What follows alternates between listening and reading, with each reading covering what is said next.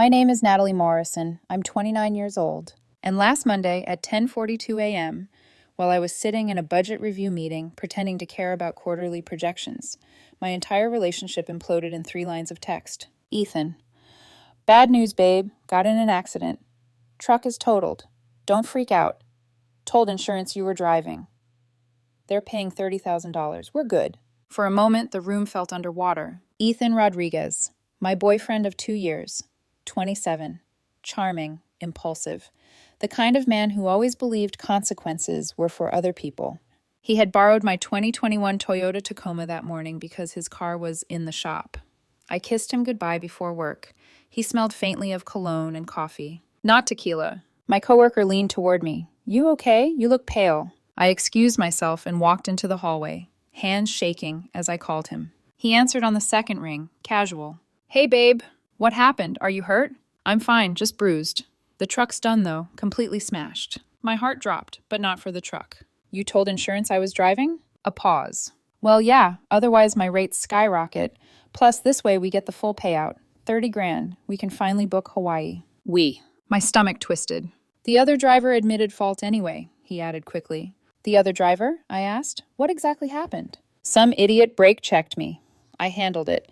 Gave my statement already. Just stick to the story if anyone asks.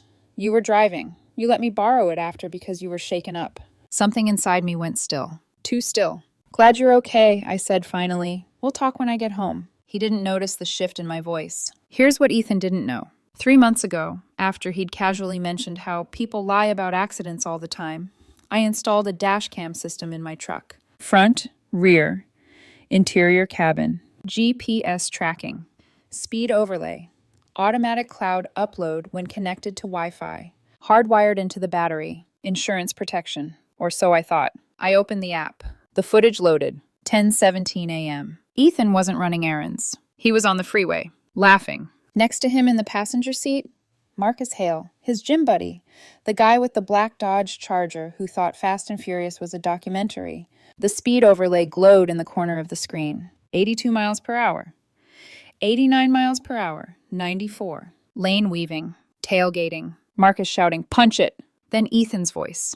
3 shots of Patron and I drive better than these grandmas. 3 shots. 10 minutes before the crash. The cabin audio picked up the clink of glass. The burn in his laugh. The speed peaked at 97 miles per hour in a 65 zone. Then it happened. Ethan tried to cut off a silver minivan to beat Marcus. He clipped the bumper. Overcorrected. The Tacoma fishtailed. Slammed into the median barrier. Flipped. Twice. The sound of crushing metal is something you don't forget. The minivan spun to the shoulder. Airbags deployed. Silence. Then Marcus whispering, panicked. Bro, what did you just do? I sat there in that hallway staring at my phone. The idiot who brake-checked him? The police report listed her name, Mrs. Lian Chen, 68 years old, transported to hospital with concussion and whiplash. Ethan had blamed her, said she was driving aggressively, said she caused it. I downloaded everything, saved it to my laptop, an external hard drive, a secure cloud folder. Then I texted him back. Glad you're okay. He sent a heart emoji. 3 days later, Ethan came home glowing. Insurance adjuster already called, he said, grinning. They're fast-tracking it. Money by Friday. I'm thinking Maui.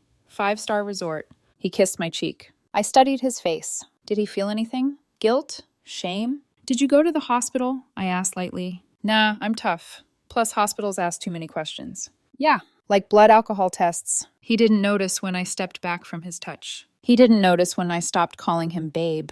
He didn't notice that something inside me had already started closing the door. That night, while he slept beside me, snoring softly, I watched the crash again. And I realized something terrifying. It wasn't just the accident. It wasn't even the fraud. It was how easy it had been for him to lie, to frame me, to let an elderly woman carry the blame, to plan a vacation with blood money. That was the moment I stopped seeing him as my boyfriend and started seeing him as evidence. By Thursday morning, I had made my decision. But Ethan was still shopping online for beach resorts. He had no idea the countdown had begun. By Thursday morning, Ethan was practically vibrating with excitement. I was sitting at the kitchen counter, nursing coffee that had gone cold, while he refreshed his banking app for the 10th time. Cleared, he said finally, grinning at his phone. 30,000. Just like that. Just like that. He leaned over and kissed the top of my head. See, everything works out. You worry too much. Everything works out. Mrs. Chen was still in the hospital, but Ethan was browsing overwater bungalows in Maui. I already put a deposit down on a resort, he continued. Non-refundable, so don't get any crazy ideas about backing out. Non-refundable. Like integrity, apparently. That's great, I said evenly. We should celebrate. He laughed. That's my girl. He didn't hear the distance in my voice. He didn't notice I hadn't touched him in 2 days. The research. While Ethan was busy posting Instagram stories about surviving a terrifying accident and how karma handles reckless drivers, I did my homework. Mrs. Lian Chen, 68, retired elementary school teacher, hospitalized with a concussion, severe whiplash, bruising across her chest from the seatbelt. Her insurance had initially denied her claim based on Ethan's statement. He told them she was driving erratically, aggressive, brake checking. The dashcam told a different story. She was in the slow lane, steady 65 miles per hour, hands at 10 and 2. Ethan had been the missile. I calculated his estimated blood alcohol level based on weight, timing, and 3 shots of Patron, approximately 0.12, over the legal limit. I watched the footage again, not as a girlfriend this time, but as someone preparing a case. The moment he said, "Just tell them Natalie was driving, she won't say anything." That was the line that did it. Not panic, not fear, calculation. The calls. Thursday morning, I stepped into my office, closed the door, and made the first call. "My name is Natalie Morrison," I said calmly. "I need to speak with your fraud department." The representative transferred me immediately. Mr. Thompson answered. "You're saying the claim filed in your name was fraudulent?" "I'm saying I have HD video with audio that shows my boyfriend drinking, street racing, and causing the accident. I also have text messages where he admits he lied about who was driving." There was a long pause. "Ms. Morrison," he said carefully, "insurance fraud is a felony. This will initiate a criminal investigation." "I understand." "And you're willing to testify?" "Yes." I uploaded the original files. Full metadata intact. GPS logs. Speed overlay. Audio unedited. Then I made the second call. The police department. Traffic division transferred me to Detective Alvarez when I mentioned DUI with injury. "You have footage of alcohol consumption prior to driving?" "Yes, 3 shots of Patron, his exact words." "We'll need those files." "You'll have them today." My hands were steady. That surprised me. The third call was to Mrs. Chen's insurance company. "They're preparing to drop her coverage," the adjuster admitted quietly. "Reopen it," I said. "There's new evidence." Moving in silence. That afternoon, while Ethan was out car shopping, I packed my essentials. Passport, laptop, jewelry my grandmother left me. I loaded them into my car and drove to my friend Danielle's apartment. I wasn't running. I just didn't want to be there when the knock came, because it would come. Ethan had no idea the clock was ticking. He came home that evening holding champagne. "The good stuff," he said. "We're celebrating." He poured 2 glasses. I didn't drink mine. "To Hawaii," he toasted. I raised the glass but didn't sip. To consequences. The knock. The next morning, at exactly 7:03 a.m., my phone buzzed with a Ring doorbell notification. I watched from Danielle's couch. 2 detectives. 3 uniformed officers. Ethan opened the door in sweatpants, hair messy, still half asleep. Confusion flickered across his face. Then irritation. Then something colder when they mentioned a warrant. He tried to close the door. One detective stopped it with his foot. 5 minutes later, he was in handcuffs. I watched as they walked him to the squad car. He looked around like someone had betrayed him. He wasn't wrong. My phone exploded. Call after call. I didn't answer. I listened to the voicemails instead. "Natalie, what the hell did you do? They're arresting me. This is insane. You gave them footage? Are you insane? I'm your boyfriend." Then anger. "You think you're better than me? You just ruined my life." Then desperation. "Please, just tell them it was a mistake. Say the footage was edited." Then silence. For a few hours. Darlene. Around noon, his mother called from his phone. "Darlene Rodriguez." She didn't waste time. "You vicious little snake," she spat. "How dare you do this to my son?" "He committed multiple felonies, Darlene. He made a mistake. Young men do stupid things. He nearly killed a woman. That old lady is fine. She has a concussion." Ethan said she was driving like a maniac. I closed my eyes. "It's on video." There was silence. Then the manipulation. "Carla is pregnant." I blinked. "Excuse me." "His ex. She just found out. And now you've had the father of her child arrested." I almost laughed. "Carla broke up with him 8 months ago, and if he's been doing shots before noon, I doubt he's preparing for fatherhood." "You set him up. You put that camera there to spy on him." "I installed a dash cam in my truck for insurance purposes." "It's your fault he's going to prison." "No," I said quietly. "It's his." She hung up on me. The freeze. That evening, I received confirmation. The $30,000 had been frozen. Insurance was pursuing criminal charges for fraud. Mrs. Chen's case was reopened. The prosecutor's office was reviewing DUI with injury, reckless driving, street racing, filing a false police report, and leaving the scene without rendering aid. Each charge carried potential jail time. Ethan tried calling again that night from different numbers. Blocked. He sent voice messages instead, begging, threatening, swearing he loved me, calling me evil, promising he'd destroy me when this was over. I forwarded every single message to Detective Alvarez. Witness intimidation is also a crime. By midnight, I finally allowed myself to feel it. Not guilt, not even anger, just clarity. For 2 years, I had loved a version of Ethan that didn't exist. The real one? He'd revealed himself at 97 miles per hour, and I had simply pressed record. Jail didn't humble Ethan, it enraged him. Within 48 hours of being released on bail, he launched a full-scale social media war. According to his posts, I was abusive, controlling, vindictive. He claimed I forced him to drive that morning because I was too tired, that I reported him out of spite because he'd been pulling away from our relationship.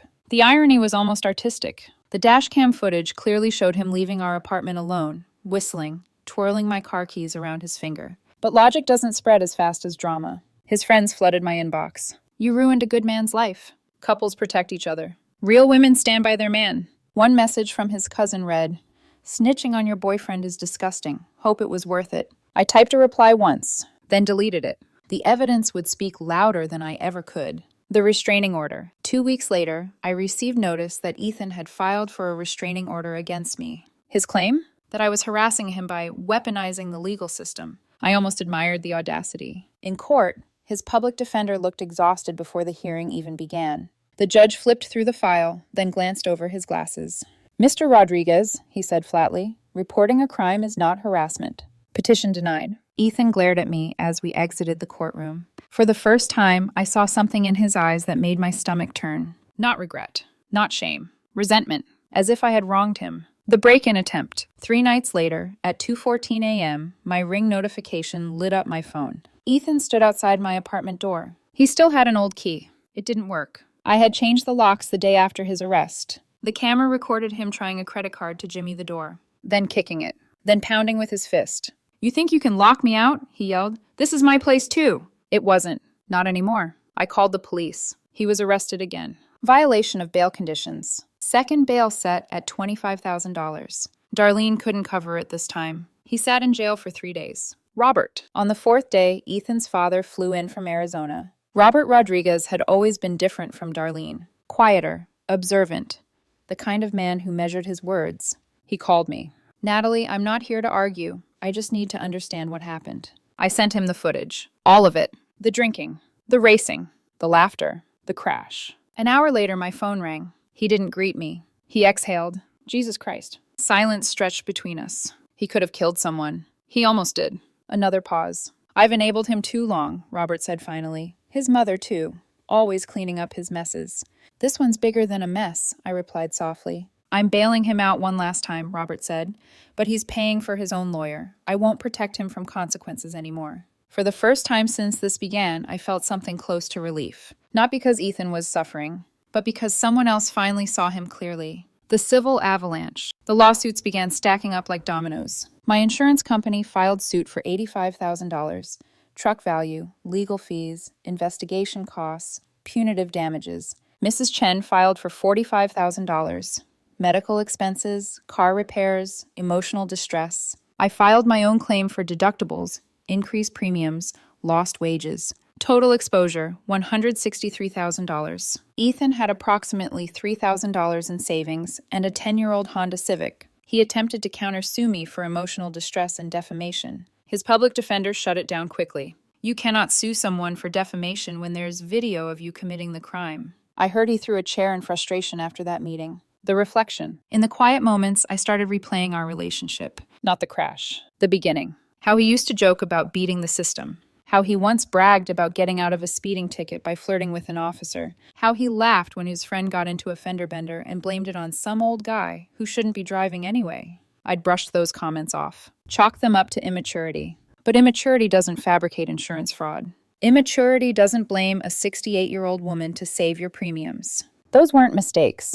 They were character. And character doesn't change under pressure. It reveals itself. The plea deal. The prosecutor offered him a deal. 18 months in prison, 3 years probation, $50,000 restitution, license suspended 5 years. Everyone expected him to take it. He refused. "I'm not pleading guilty to something I didn't do," he reportedly told his lawyer. Even with video, even with audio, even with receipts. The arrogance was almost impressive. Almost. He called me the week before trial from an unfamiliar number. I answered before I could stop myself. "Natalie," he said, voice thinner than I remembered.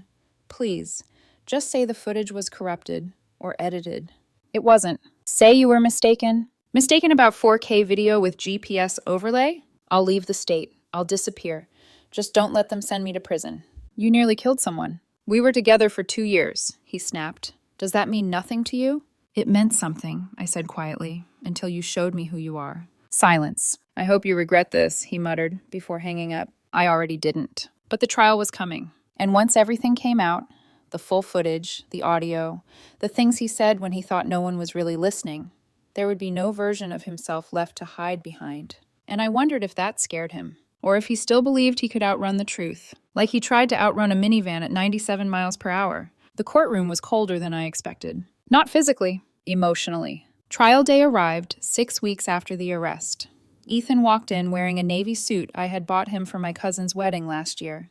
He'd paired it with a conservative tie I'd never seen before, an attempt, I assumed, to look like someone's promising son instead of someone facing felony charges. Darlene sat behind him, clutching tissues dramatically. Robert sat beside her, rigid, silent. Ethan didn't look at me at first. When he finally did, his expression wasn't apologetic. It was wounded, as if I had betrayed him, not as if he had flipped my truck while drunk and tried to pin it on me. The strategy. At the last minute, Darlene had hired a private defense attorney. Probably mortgaged something to do it. The strategy was bold. They claimed I had manipulated the footage, that I installed the Dashcam 2 spy on Ethan, that I reported him out of revenge because he was planning to leave me. The prosecutor didn't even argue. He simply said, "Let's play the footage. All of it." 2 uninterrupted hours. The courtroom watched Ethan and Marcus doing shots inside my truck. Watched the GPS overlay climb toward 97 miles per hour. Heard Ethan say, "Relax, if anything happens, I'll just say Natalie was driving." Heard Marcus laugh. Then came the crash. The metal. The glass. The spinning. There's something about watching your own vehicle flip in high definition that feels surreal. But what truly shifted the room wasn't the accident. It was what came before it. The conversation. The prosecutor let the video roll. Unedited. Uncomfortable. At minute 34, Ethan said something that made Darlene gasp. "I'm getting bored of Natalie," he told Marcus casually. "But she's got money. I'll squeeze a vacation out of this year before I bounce." Laughter. At minute 51. "Old people shouldn't even be allowed on the freeway. They're obstacles." At minute 73. "I've driven buzzed like 50 times. Never got caught." The jury didn't look impressed. They looked disgusted. His attorney objected repeatedly. Overruled. Character, the judge said, was relevant when it demonstrated pattern. Mrs. Chen. When Mrs. Lian Chen entered the courtroom, assisted by her daughter, everything changed. She wasn't dramatic. She wasn't angry. She was small, fragile, still recovering from complications caused by the concussion. She testified from a wheelchair. "I was driving 65, she said softly, in the slow lane, like I always do." Her voice didn't shake. "I never saw him coming." The prosecutor asked, "Were you driving aggressively?" She blinked slowly. "I've been driving for 30 years without an accident, until that day." Silence filled the room. Even Ethan stopped shifting in his seat. Marcus and Lily. Marcus had struck a deal in exchange for testimony. He confirmed the drinking, the race, the plan to blame someone else. It was his idea to say Natalie was driving, Marcus admitted. Lily, Marcus's girlfriend, testified that Ethan had bragged before about working the system. Each word chipped away at whatever image Ethan hoped to preserve. Darlene burst out at one point. "My son would never—" The judge ordered her removed. Robert didn't follow her. He stayed seated, staring straight ahead. Cross-examination. When Ethan took the stand, I almost felt sorry for him. Almost. His lawyer tried to frame him as a young man who made one isolated mistake. The prosecutor dismantled that within minutes. "Is this your Twitter account?" "Yes." "Please read this tweet from last year." Ethan squinted at the screen. "Drove home from the club buzzed AF. I'm invincible." "Is that your account?" "Yes." "And this Instagram photo of you holding a beer in the driver's seat?" "I was parked." The prosecutor zoomed into the background of the image. The scenery blurred. "You were moving," Ethan faltered. The prosecutor produced the liquor store receipt from the day of the crash. Time-stamped, 1 bottle of patron silver. Paid with Ethan's credit card. Was that also water? The prosecutor asked calmly. The courtroom chuckled. Ethan didn't. The civil judgment. Before the criminal verdict, the civil cases were finalized. $93,000 awarded to the insurance company. $52,000 to Mrs. Chen. $18,000 to me for damages and losses. Total $163,000. Ethan's net worth didn't even approach that. Debt would follow him for decades. Still, he refused to accept the plea deal, which meant the jury would decide everything. The verdict. The jury deliberated for 2 hours. It felt longer. When they returned, Ethan's jaw was clenched so tightly I could see the muscle twitching. On the charge of DUI with injury, guilty. Insurance fraud, guilty. Reckless driving, guilty. Filing a false police report, guilty. Each word landed like a hammer. Ethan's shoulders slowly collapsed inward. For the first time since this began, he looked small. Not defiant, not arrogant, just cornered. Sentencing. At sentencing, the judge addressed him directly. You were offered a plea deal of 18 months. You declined, showed no remorse, and attempted to manipulate the court. Therefore, 2.5 years in state prison. License revoked for 10 years. Restitution ordered. Ethan didn't react immediately. Then something inside him snapped. He staggered backward, gripping the defense table. "This is insane," he shouted. "She set me up."